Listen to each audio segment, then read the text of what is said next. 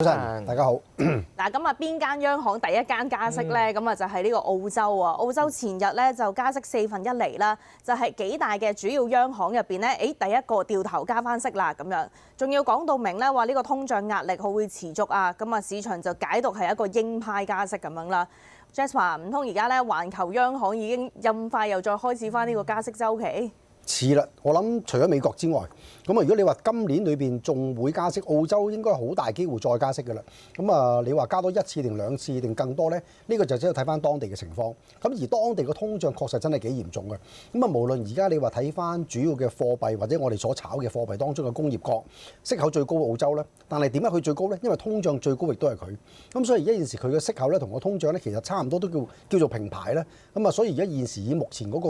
嘅息口水平嚟計咧，我諗未必能夠壓得住嗰個通脹，咁啊甚至乎會進一步惡化，咁繼而咧亦都係逼澳洲儲備銀行咧進一步加息，呢一個基本上都係好大機會嘅。咁啊因為最近啲商品價格又升啦，咁啊亦都睇得到就話當地呢一類嘅礦產生意都係有所裨益咯，可以話。咁啊所以變咗經濟方面啊、樓市方面又好啦，咁啊所以變咗幾方面嘅因素咧，咁啊導致到澳洲係迫於無奈加息嘅。咁啊我諗而家現時我哋香港人咧總有一啲朋友親戚咧喺澳洲住，喺加拿大住，喺英國住，咁啊甚至喺美國住，咁啊所以不其然我哋都可以了解翻問翻佢哋，可能當地你哋點啊啲嘢，咁啊如果你問翻啲澳洲啲嘢，而家現時啲物價咧係真係升到不得了嘅，貴到飛起嘅，咁啊無論樓價又升，咁啊物價又升，咁啊都好多人嚇，咁啊所以變咗其實基本上咧澳洲儲備銀行咧嚟緊會再加息，呢一個勢在必行嘅咯，我都幾有信心。咁啊其他央行方面咧其實都有面對呢個問題嘅，因為而家現時大家點解唔係淨係得澳洲係咁咧？其他央行都有機會加息，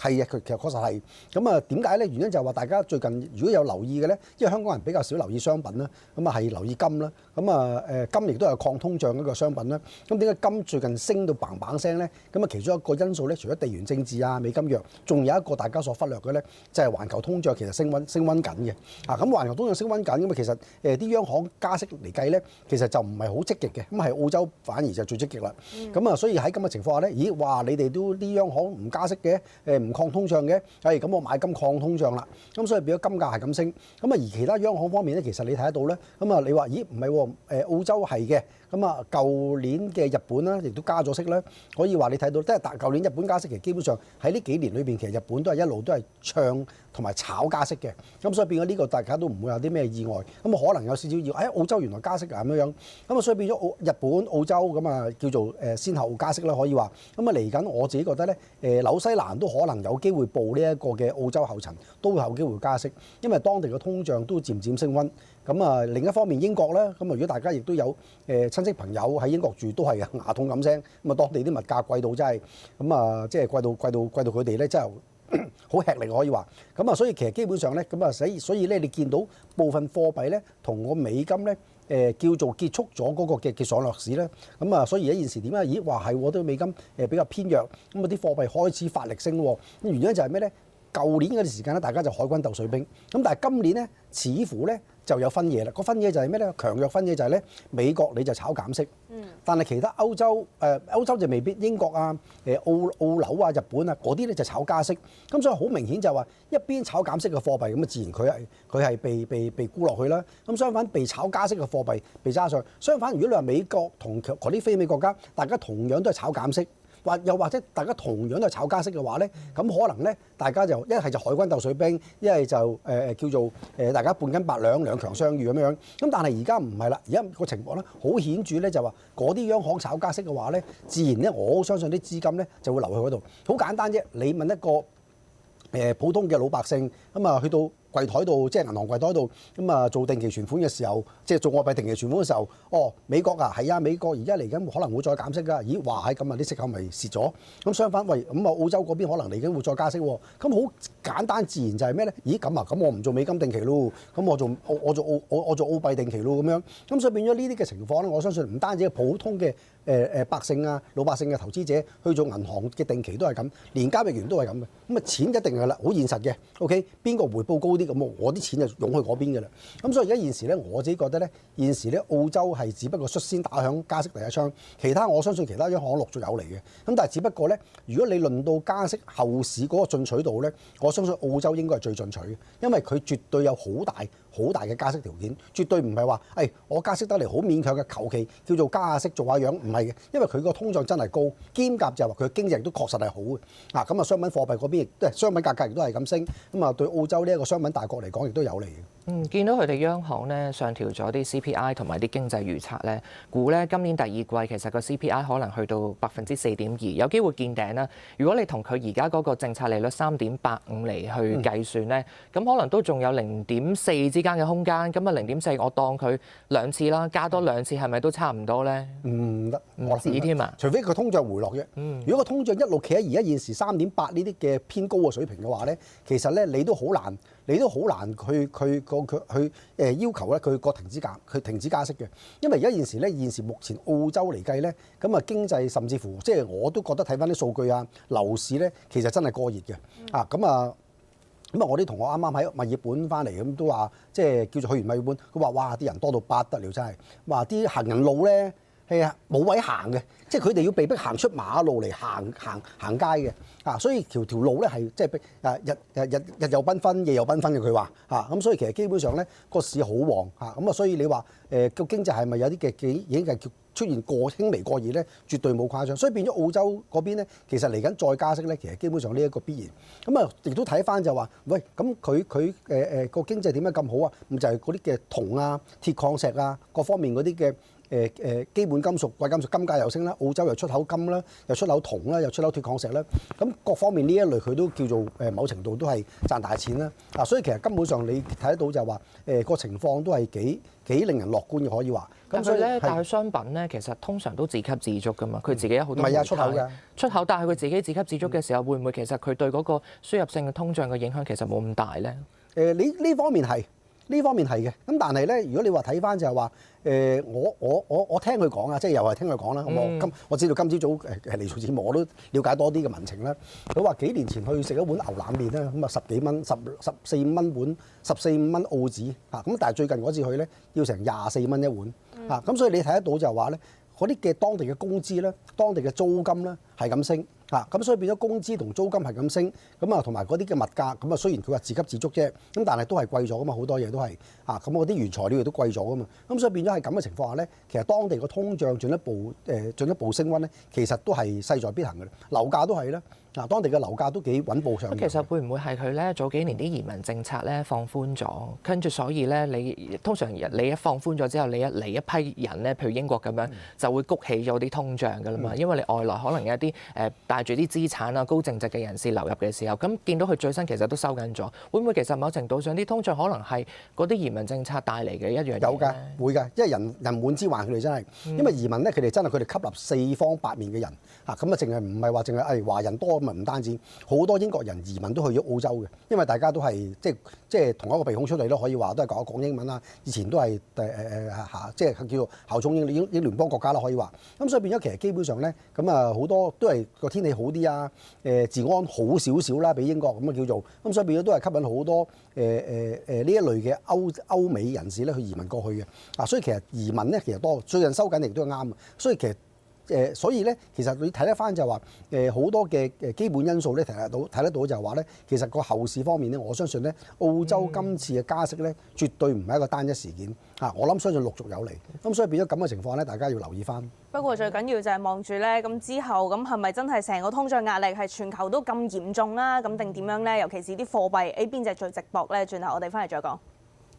翻嚟我哋繼續講翻呢個環球央行準備加息情況啦。啱啱 Jasper 你又講到啦，澳洲而家就好明顯通脹壓力最大㗎啦，兼且咧就最有信心嚟緊要繼續加息嘅。雖然你啱啱都提到，環球嘅其實整體唔同國家咧都開始面對緊啲通脹嘅壓力啦。咁但係我又諗緊，喂會唔會真係去到澳洲咁嚴重先？因為其實澳洲如果你話佢通脹升溫嘅，數落有理由啊，因為佢係呢個商品嘅主要出口國嚟㗎嘛，佢出口最多係咩咧？鐵礦石、煤炭、天然氣、黃金呢啲，咁啊好明顯過去呢幾個月大宗商品價格明顯急升㗎啦。咁對佢哋嚟講，好似都即係通脹升溫都合理啊咁。雖然咧暫時喺最新嗰啲12月 CPI 就好似未見嘅，因為推升嘅仍然都係啲住屋成本咁樣，未見話啲金價好直接影響。咁但係會唔會真係呢個金價咁樣升法係對個通脹係會好嚴重咧？即係無論對佢哋嚟講或者係全球都好啦。嗱，巴克萊有啲統計嘅，佢就話啦，如果個金價咧真係持續啊，佢要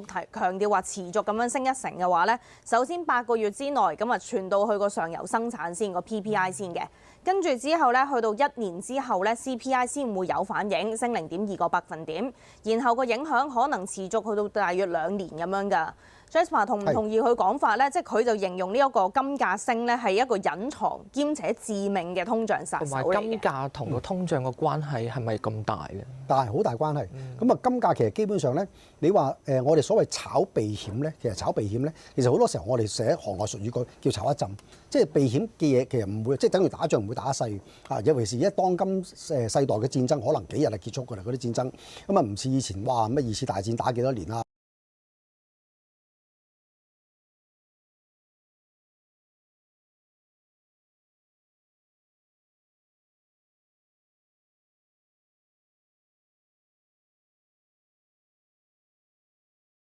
升好多嘅隻金，因為始終嚟計你見得到就係話金價咁啊，點解咁多年嚟都係有升有跌得嚟，都係最後升咧？原因就係跟隨個物價咯，跟隨個通脹一路升咯。哦，啲嘢貴咗，啲金亦都貴咗，呢個就係好自然嘅定律嚟嘅。咁啊，所以變咗通脹一路升嘅話咧，金一路升咧，呢個係一個好自然一個嘅判斷。唯一一樣嘢就係咩咧？大家要小心就係話個通脹升得嚟，如果啲央行係闊佬懶理唔加息住嘅話咧，由得個通脹進一步升溫咧，金咧就會爆升嘅。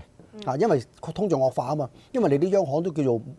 冇作為唔做嘢，咁啊有個通脹升嘅話咧，金咧就會升。但係相反，如果通脹升得嚟咧，我哋感覺到環球各國央行，尤其是美國，最關鍵就係美國，咁啊佢哋原來好積極加息去抗通脹嘅話咧，咁咧隻金就調翻轉冇運行嘅，因為大家就會憧憬，你加息咁壓通脹啦，可能個通脹俾你壓到落去啦。一方面就係加息可以壓到個通脹啦，咁啊令通脹回落，令金回落啦。咁啊另一方面咧就係話，加息咧，如果美國加息嘅話咧，咁啊可以導致乜嘢咧？就係導致個美金轉強咧，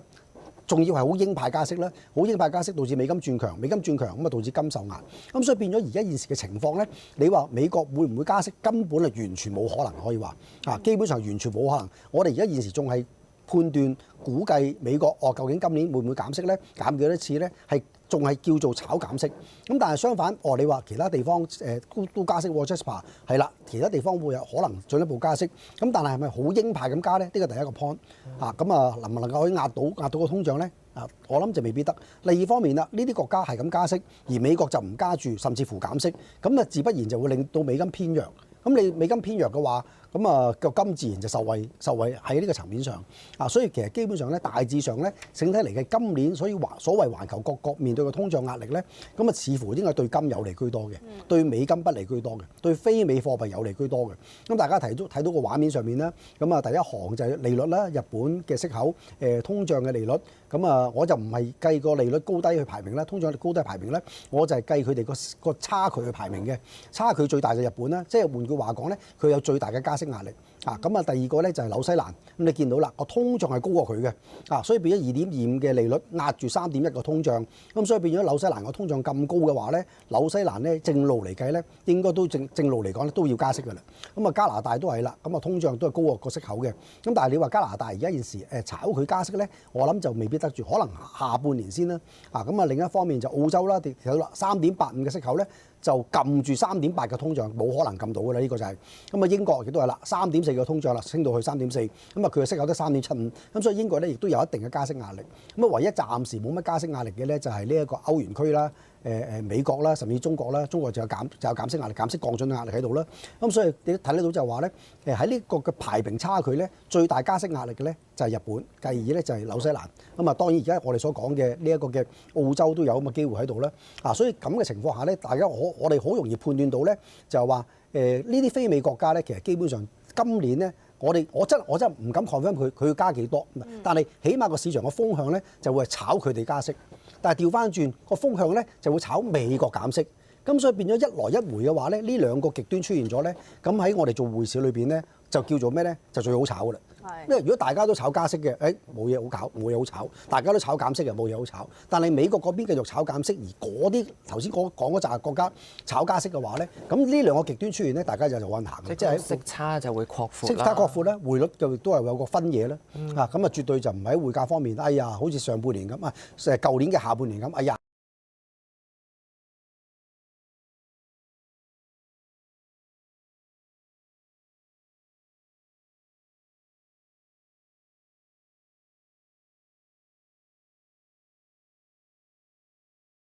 加息㗎啦，講緊今年啦。新西蘭咧而家就預計喺5月都會跟隨，咁啊同啱啱 Jasper 你判斷都係差唔多啦咁樣。咁但係嗱而家就幾大央行都有個加息壓力喺度㗎啦。咁兼且如果我哋睇翻個貨幣嚟計咧，其實今年以嚟咧個澳元同埋個紐紙咧升幅最勁嘅。去到今年以嚟啦，升幅都去到超過4%㗎啦。咁而家以貨幣嚟計，配合埋佢哋加息壓力嚟計，邊隻最值博啊？一定澳洲紙。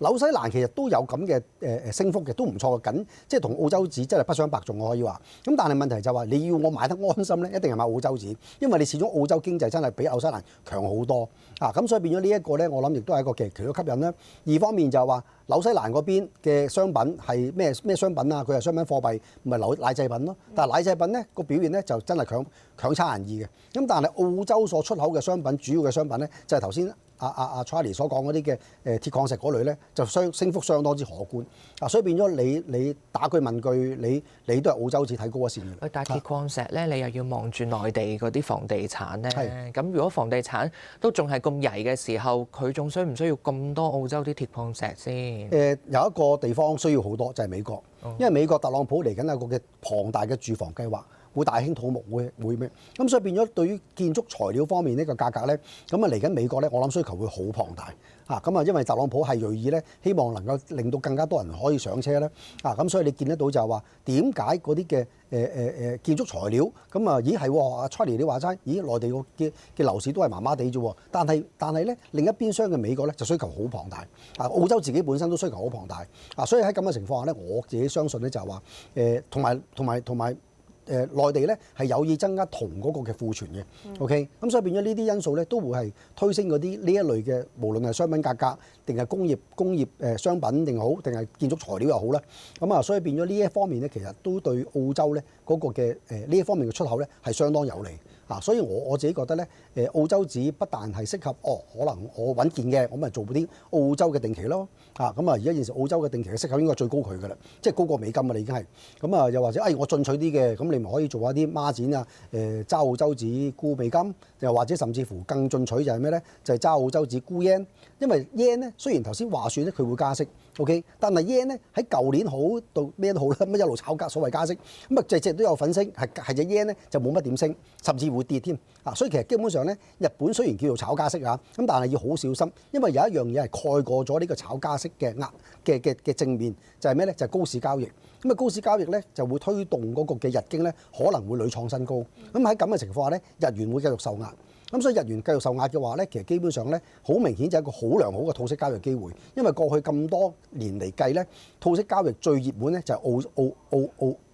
澳紙對日元，即係 Aussie yen 我哋叫啊，其次就係 Kiwi yen 啊，咁所以變咗咁嘅情況下 ，yen 又咁低息，澳洲紙又咁高息，匯價又各有各行 ，yen 又係咁跌，澳洲紙係咁升，咁所以其實基本上咧，如果喺外匯交易裏邊嘅策略咧，我反而唔覺得澳洲紙對美金係最好，反而我覺得澳洲紙對 yen 呢一個策略係最好。咁啊，舊年我都曾經同啲學生講澳紐紙啦，因為紐西蘭經濟差，澳洲經濟好，揸澳洲沽紐紙 OK 嘅，但係呢個就可能今年就唔 work 啦，啊，因為而家紐紙嘅個表現咧同澳洲咧都不相伯仲㗎啦，咁所以變咗呢個澳紐紙嘅交叉盤咧，大家就唔使諗住啦。嗱，呢啲就可能係啲再進一步嘅資深少少嘅操作就會識呢啲交叉盤啦。喂，但係去翻如果譬如我哋一般普羅大眾啦，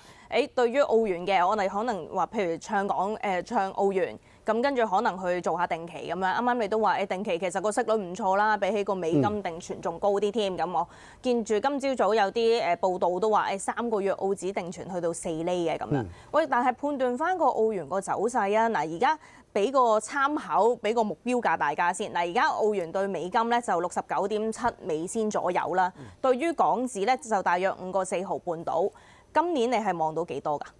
嗱，如果以升幅嚟計咧，咁大約你再可以睇多大約係10%度咧。呢個係一個非常之保守嘅估計啊！如果你話睇現階段嚟計，咁而家仲有冇水位咧？其實基本上佢持續嘅加息下咧，美國亦都持續減息下咧，咁澳紙對美金咧應該有嚟緊有10%嘅升幅，呢個係好保守，好啲嘅甚至乎15甚至20%都唔出奇。咁所以變咗我自己覺得咧，如果你話睇翻個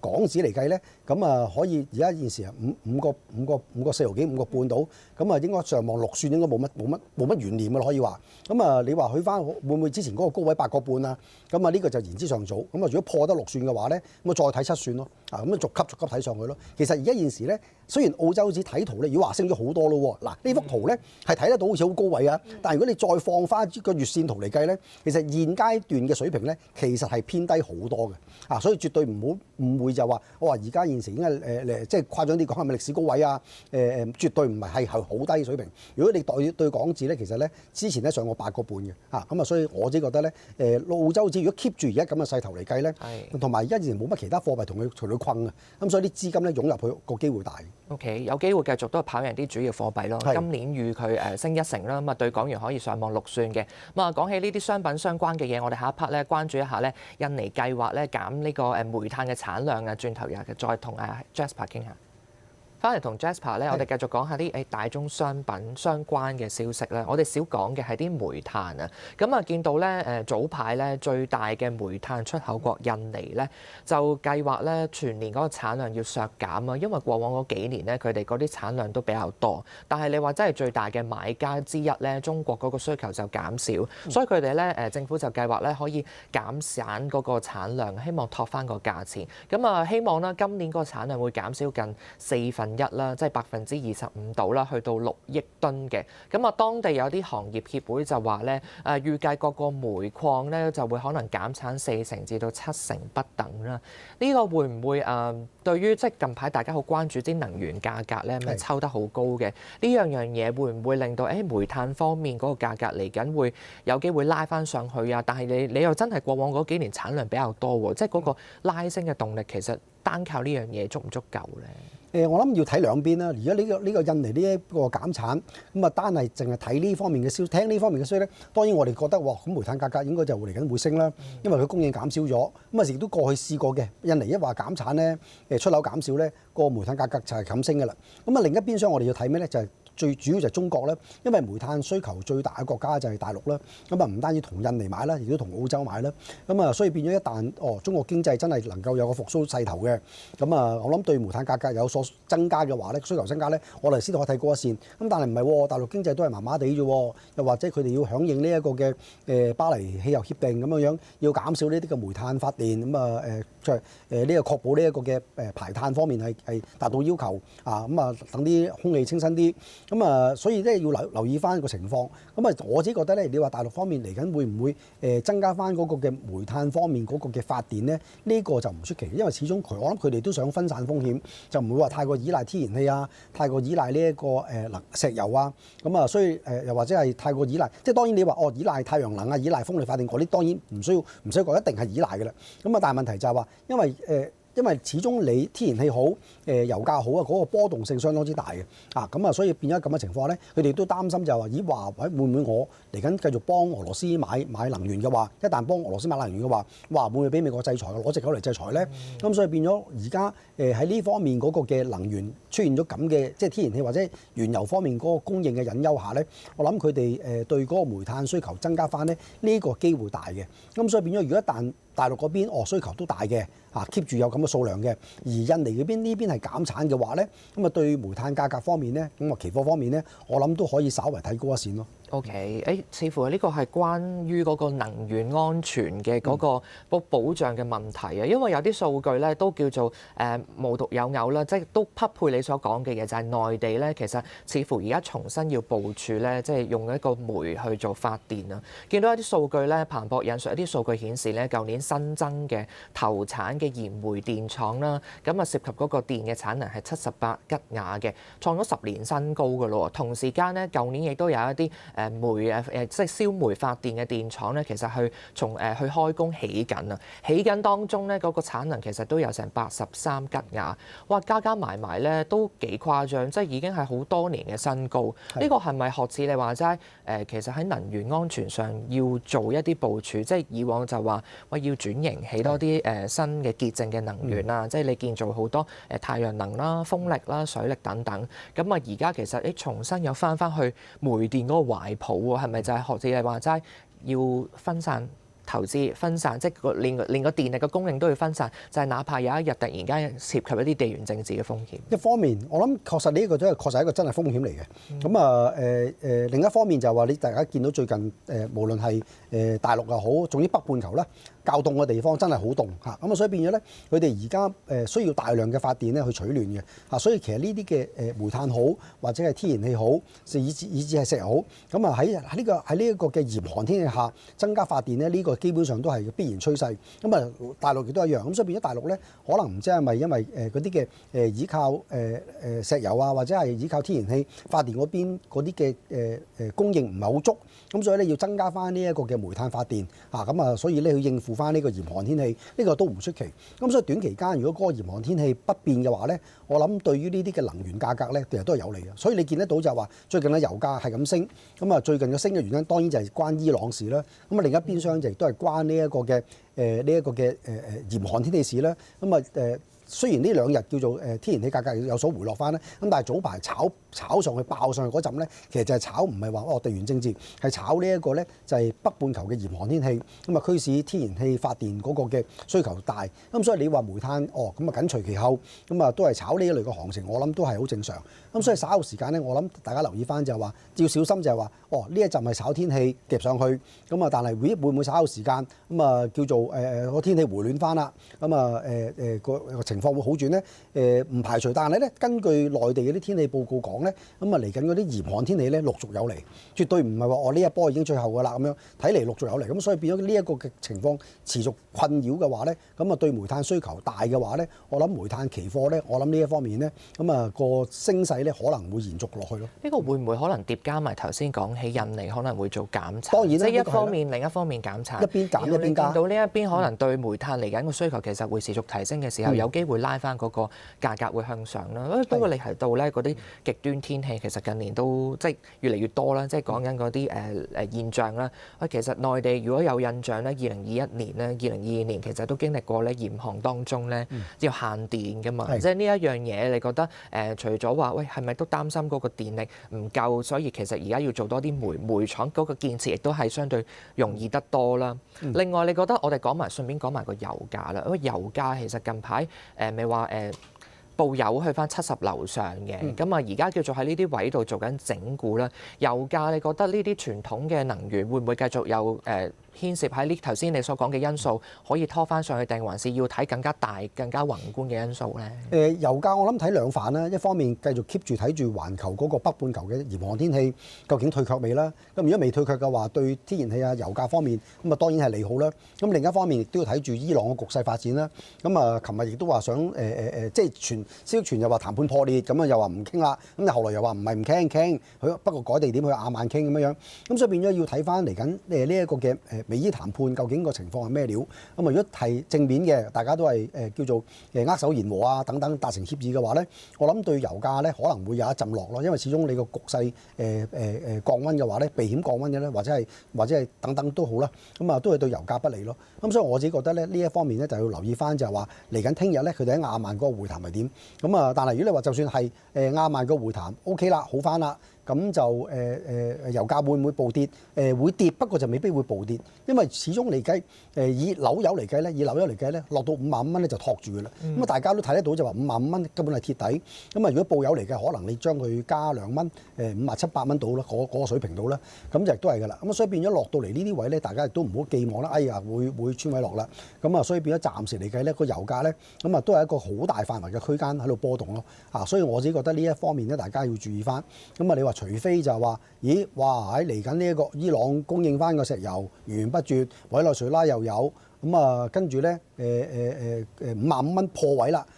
嘅話咧，即係如果以樓優嚟計5萬蚊破位嘅話咧，咁大家先至再諗再會穿落去咯。所以而家短期間嚟計咧，暫時大家都可以睇住 range market 先。相反，如果星期五嗰個亞曼談判破裂嘅話咧，咁啊對油價咧，我諗油價金價都好啦，可能會爆一陣上去。OK， 望住又係嚟緊呢個 weekend 啦，又係週末係咪？呢啲關鍵嘅時刻啊，咁啊傾住咁多先啦，休息一陣。